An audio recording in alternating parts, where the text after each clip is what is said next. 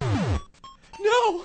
No! Oh God, no! No way! No way! This is scarier than that husky girl in 7th grade gym class. Hold up. Will this thing really hurt me?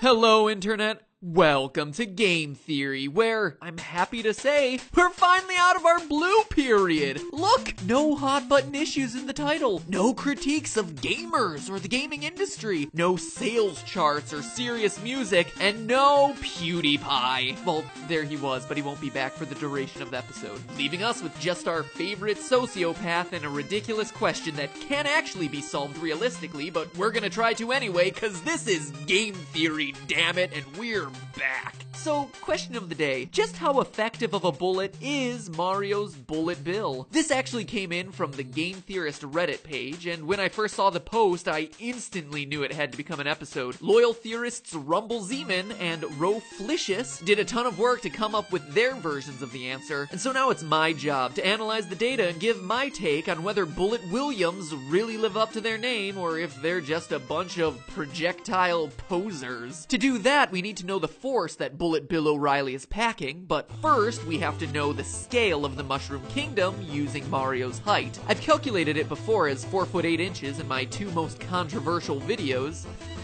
Yeah, right. Boobs and Sonic. The thing is, in that calculation I used Super Smash Brawl, which has inconsistent scaling across its characters, as many, and I mean many, diligent and helpful commenters are always eager to remind me. So refinding Mario's height shouldn't be a problem, except for one thing. Mario fluctuates in size, and not just when he has a mushroom either. It varies game to game. His relative size to Bowser, always changing. In the jump from 3D to 2D, change. Main series games to... What are you doing? Get that out of here. We don't acknowledge that game's existence. It's ridiculous. We can prove the guy has antisocial personality disorder, and that his girlfriend has Stockholm Syndrome, but we can't tell how frickin' tall he is?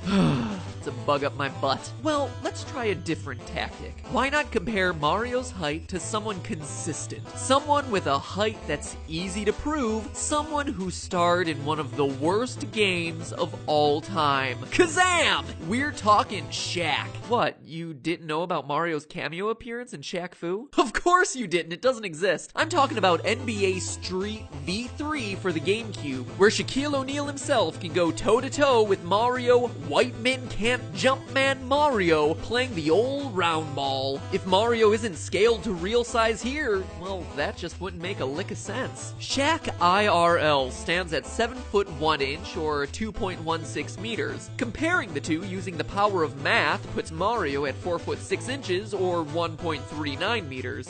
Finally, Shaquille O'Neal does something useful in a video game. But seriously, Shaq Fu successfully getting funded on Indiegogo? Do you people just have so much money that you don't know what to do with it, or what am I missing here? Even more absurd than people actually funding that atrocity is that now we need Mario to cross over with himself. You see, we just calculated the height of 3D modern Mario, not 2D retro Mario. Again, something you ever helpful commenters taught me.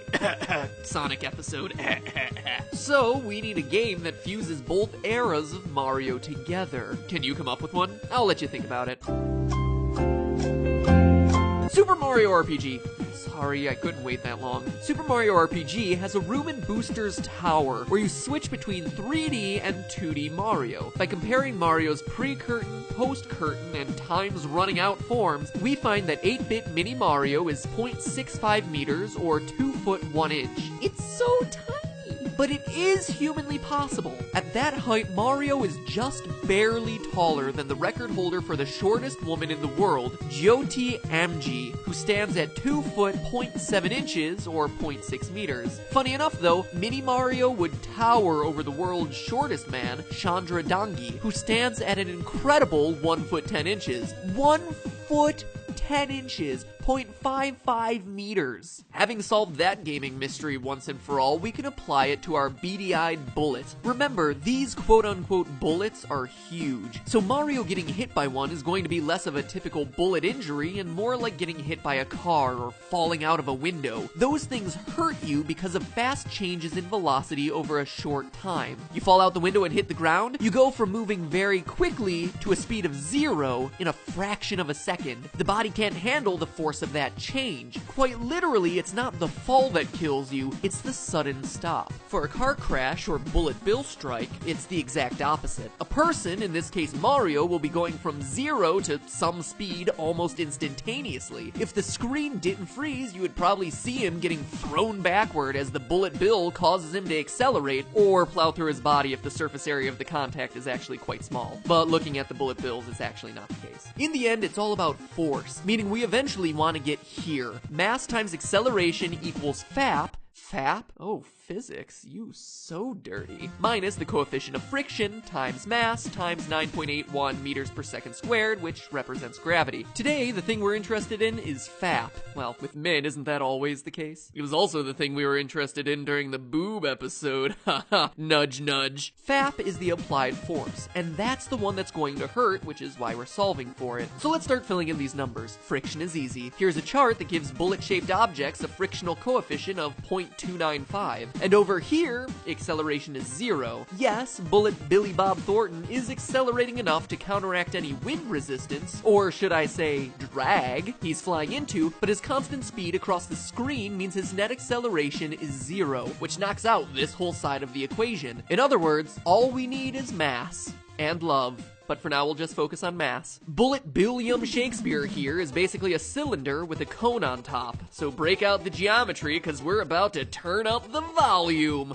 Volume. Get it? Because we're calculating Never mind, my jokes are wasted here. Counting the pixels and then using Mario as our scale, we're able to find that each projectile Pete is 112,939 cubic centimeters. No way! Can you believe it? Of course you can't, because that number is meaningless. What the heck does 112,000 cubic centimeters look like? I don't know, and I'm certain you don't either. So let me translate that for you. That's a bullet the size of a small toddler headed straight for your face. But will it kill you? To know that, we need to unearth what Bullet Billy Mays is made out of. And let's just cut to the chase. The answer is iron. Notice that Bullet Bill and Ted get launched out of a cannon. Clue number 1. And not just any cannon. Cannons that sometimes receive names, like Big Bertha in Super Mario RPG. Real-life cannons also had a tradition of being named, like Roaring Megs from the 17th century, or Mons Meg in Edinburgh, Scotland. Clue number 2. And in the early days of cannon warfare, it was round shot, the stereotypical cannonball as we think of it, made to rip through the hulls of ships. A ball of pure iron. Eventually, round shot was completely phased out for shells, which had better aerodynamic effects. These too were made out of iron. In the airships of Super Mario Bros. 3, we see both types of ammo getting put to use. Round shot and our Bullet Bill Clintons in the shape of a shell, both getting shot out of cannons, and both with the same black shine of iron. Clue number 3. So really, Bullet Bills are just glorified cannonballs. They should be called Cannon Bills. Wait, Cannonball, Cannon Bill. Half-Life 3 confirmed. Now, iron has a nice mid-range density at 7.87 grams per cubic centimeter. Time to visit the DMV, or density equals mass divided by volume. We need mass, so markiplying density by volume gives us 888 kilograms, which again means nothing until you convert it into a metric we all understand, and that's 1 ton. 2,000 pounds, or half a car's worth of bullet headed straight at Mario. That'll teach you to grind your brother's shoe at the end of tennis games. So, back to our equation. 0 equals FAP minus 0.295 times 888 kilograms times 9.81 meters per second squared. That results in 2,570 newtons of force, which, actually, that isn't all that much, especially for an object of that size. That's half the force of a 100-mile-per-hour fastball. It takes at least 3,300 newtons to crack a rib and 4,000 to crack the femur, so it's not going to be breaking any bones. And to verify, I checked the speed of everything. Bullet Bill travels at about 12 meters per second, or about 27 miles per hour. It'd be like getting hit with a mid-sized moped. Sure, it would hurt, but probably wouldn't do any permanent damage. So we have our answer. Bullet Bill? Ha! Hardly. More like leisurely meandering William. Okay, but let's up the ante. Surely this guy has to do some damage. Bonsai Bill. These puppies are the size of 3 mini Marios stacked on top of each other. It's a 6-foot-tall behemoth. Redoing all the calculations we just went through, volume jumps up to about 7.4 million cubic centimeters, mass becomes about 58,000 kilograms, and force skyrockets to 168,000 newtons. That, my friends, would certainly do some damage if it weren't traveling so slowly. Altogether, Bonsai Bill clocks in at 7.7 meters per second, or 17 miles per hour. It's not like it's coming out of nowhere and surprising you. The hover round is clocking in speeds that would make Bonsai Bill jealous. And because it's so huge and rounded in the front, you're not actually going to be hit with a full 168,000 newtons anyway. The impact is going to be spread across a large cross-section of your body, meaning that a lot of that force is going to dissipate elsewhere. No, Bullet Bill isn't an issue, nor is Bonsai Bill. Here's the one you want to look out for. The Golden Bonsai Bill. Even bigger, clocking in at 20 million cubic centimeters. That's the equivalent of about 5,300 gallons.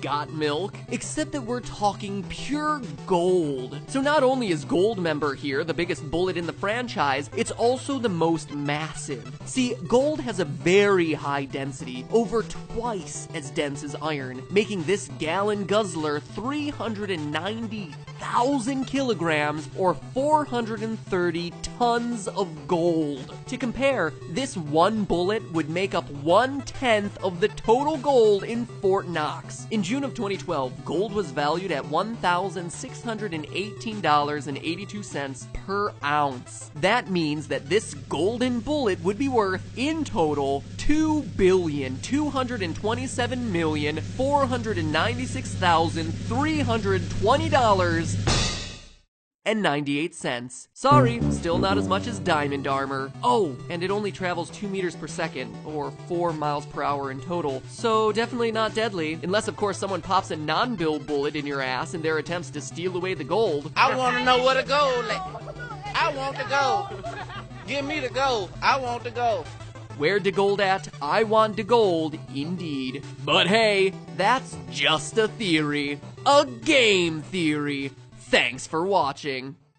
Did you like the video? Then you have one different person to thank, NatureBox. Wait, I know we've done this before, but hold up. I think you'll really like this one. Get this, they're snacks that get delivered to your door. And they're healthy, which normally would be a turnoff for me, but get this. I'll admit it, I was skeptical. I don't like granola bars, but on a whim, I tried them one day while playing Dark Souls, a game so frustrating it just makes you want to eat away your feelings. And I was like, oh, this game is so hard. But this salted caramel pretzel pop is taking away all my pain. Personally, I like the flavors that sound unhealthy but actually are healthy, like apple pie oat cluster and Santa Fe corn sticks. And the other great thing is, thanks to them supporting this episode of the show, my editor Ronnie gets to buy a new pair of shoes. Say hi, Ronnie. I quit. By typing this into your search bar, clicking the link in the description, you get 50% off your first month. So definitely worth a trial run. So get some game night goodies delivered to your door without having to leave your well-maintained butt groove, all while helping out the show. Seriously though, the theorists did such an incredible job with the Hulu thing we did a couple weeks ago that these guys wanted to be a part too. So thank you guys for believing in us and what we do on this channel, and for trying out products like this when we advertise for it. It really does make a difference. And also, thank NatureBox for helping support us by checking out some of their awesome snacks. Thanks guys. Game theorists, rock my socks.